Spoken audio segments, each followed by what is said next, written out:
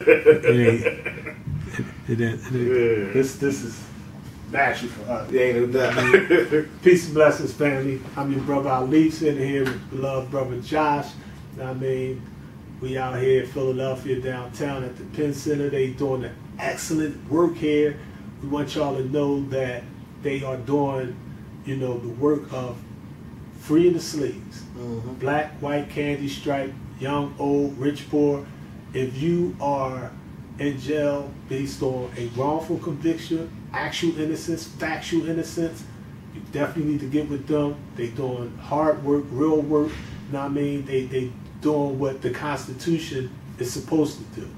Liberty for all, giving us fair justice. They active in the struggle for peace, truth, man, justice, guys is in the house. And the general just came in. We sitting actually in the general's office. We actually in the general's office on the free people. So let me try to get my colors. Old school. What's up? Oh man, I came in Adams busting we just said, it's like so this innocent project is important, it's necessary. Now we need all the family, all the different elements and branches come together. Now I was happy to see it was Kim Kardashian, I think it was. She was helping the sister do her thing. So you now got celebrities, people that had the wherewithal, the means to be that strong advocate, that voice. And at the same time, you got people that actually experienced it, got the brains, got the experience, and know how the system works. So we just want y'all to know the brothers is definitely fighting for freedom, justice, and equality on every level: physical, emotional, mental, spiritual, soul, the self, and the will. So go ahead and let the love brother Josh speak to y'all for a minute. Thing that you want to. Yes, sir. Well, I'm happy to be here. My big brother, who raised and taught me, became my surrogate father. Introduced me to the teachings of the Honorable Elijah Muhammad, and I've never turned back. Never turned back. One of the things that I learned is that the very nature of scriptures answers a question dealing with the oppression in which we face. This question is a corrupt system, a corrupt government, and more particularly a corrupt justice system. We take as an example the lives of Moses and the lives of Jesus, because these are the two main men who are promoted amongst us as a people, in which we find most of our people following. We'll get to Muhammad a little bit later, but just these two groups dealing with the issue of slavery. You have Moses. Moses, in the history of Moses and the Ten Commandments come on every year. The story of Jesus in a Christian society is as known as apple pie. But the message at the core of these two men and their people's lives is something that has yet to be taught in any synagogue or in any church, that goes to the root of what we experience as a people. And I'm specifically speaking about black people, but the story and the experience of black people is a global phenomenon. Dr. King said, injustice anywhere is a front to justice everywhere. So if you look at the difference between Moses and Jesus, Moses was under the rule of a people who had them in slavery. So the question of whether the people deserved justice did not enter into the picture. In the time of Jesus, the same people were under the rule of the Romans, and now the question was, their oppression was underneath a legal system, and that's how they were oppressed. They were oppressed through the law. Moses, no law; Jesus, law. Now, let's step back. I'm going to tell you about why it's important for us to understand these two men, but connected to them a third man, which would be Joseph, how they came into the land of Egypt. Right now, inside of this society, there is a great injustice or a great concern about the youth that and violence and crime. These youth are your sons, they're your nephews, they're your brothers, they're your fathers, they're your grandfathers, they're your neighbors. And I can't tell you that it's not something that you don't have a legitimate concern about, because these things are occurring. You just last night, before I came to work out here, a young boy, probably no more than 17-year-old, was gunned down. And to the family of that particular person, that's a horror. We cannot subtract from that. But the question is, how did they get there? And this is what's answered, I believe, in scriptures. If you take and look at dog fighting, and I'm bouncing, but I'm bouncing for a reason. No dog wants to be in the arena as a dog fighting another dog. This whole system is created by people who benefit off of making these dogs fight. They actually train these dogs to fight. They force these dogs to fight. They turn these dogs into vicious animals toward each other. And you have some people who, they just want the dogs put down because they believe that these dogs can't be saved.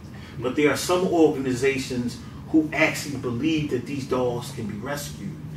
Now, if we go into the scriptures, keeping this concept of this dog in your mind and how they got in that state, because some people have more concern about animals than they have about people. We find 3 men, a rapist, a murderer, and I would say a blasphemer of God. People who the normal person would say, who cares about a rapist? I have no empathy for that type of person. People who would say to a person who premeditatedly killed someone, there's no doubt about it, they actually did this. Like what happened to the young boy last night. They have no empathy for this. They think that this person should be on death row and that their lives should be taken. And then a person who has the audacity or who has sunken so low that he blasphemes God, have no empathy for this person. I tell you that the story of the Jews under Pharaoh and the children of Israel under Jesus is important, because the very nature of scriptures, the very nature of guidance is to reset how we see things, to bring us back from what we have went away from, to put us back in accord with our nature when we have went abstract or away from our nature. If I tell you that these 3 men, this rapist, this murderer, and this blasphemer, are actually Joseph, Moses, and Jesus, instantly you have to reset how you perceive the condition in which these individuals are accused of these things. How is it possible for someone like Joseph, who you admire and you have been taught to admire, under Pharaoh, could be accused of a rape? And I want you to be mindful that he was never exonerated for it, even though he was wrongfully convicted. The scripture communicates this to you, that the wife of the Aziz set him up and accused him of something that he did not do. And he did every bit of that time. He was commutated for a crime that he did not commit. But the stigmatism of that rape followed him. But he still became something or someone great in that society. This is a story in which you can look at inside of scripture. And I'm saying that the nature of what happened to Joseph applies to your people and the people inside of this society, that someone can be wrongfully convicted because they have been wrongfully accused. And that even though they don't get justice, they might get commentated later in life. That this story can apply to someone you know and who you might be hardened against. In the case of Moses, the scriptures clearly say he actually killed this person. He was not innocent. He never pretended to be innocent. It said he looked this way and he looked that way, and he brought about the death of the person who he thought was wronging someone else. But yet God still chose him. Think about that. That there are some people who have actually committed some heinous crimes, but through the course of their life, they have atoned. They've changed their course and became the person that God intended them to be. And if God can choose this person and give this person a position to help other people, why wouldn't you? If you're following this storyline of Jesus and Moses, or the Bible and the Quran. And then lastly, we have the issue of Jesus, a person who was absolutely innocent, who from the moment of his birth was under a death sentence because of corruption in society. Something that most people tend to forget, that the society was so corrupt that a pedophile, to please a child that he had an unnatural attraction to, actually cut the head off of John the Baptist. And we just forget that. You know, even before you get to Christ, we're talking about the state of the political and judicial affairs of the society, where a pedophile was empowered, that he can actually bring about the death of a man that actually preceded Christ in speaking about the same things that Christ would then later speak about. That before Christ was born, that society murdered babies trying to kill him, and that he himself escaped that particular death plot. But he was born into a society that had sanctioned the murder of children. Something that we really have to consider. But that when Christ came as an adult, he came to help people with the things that the society, through their law, told the people that they could not have. It violated the Sabbath. So he would do those things that no one else would do. None of their religious leaders, none of their social leaders, none of their political leaders, none of their activists. Christ went out and did these things and took upon him all of the recriminations because of it.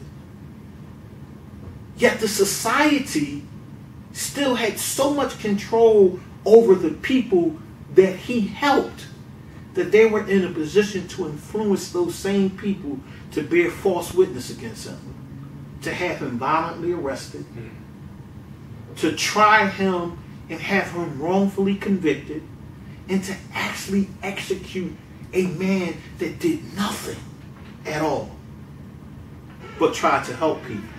And the only reason why we can't make this connection, that you as a person who claims to be a Christian or a Muslim who believes in Jesus don't make this connection about this social story, is literally because of the religious tone behind it. Christ had the power to bring himself back from the dead, and we don't. So we have a so-called rapist, someone who was wrongfully convicted, a so-called murderer, well, actually not so-called, an actual murderer, but who was reformed. And then we have an absolutely innocent man, tried, convicted, and executed. And this is the same thing that we are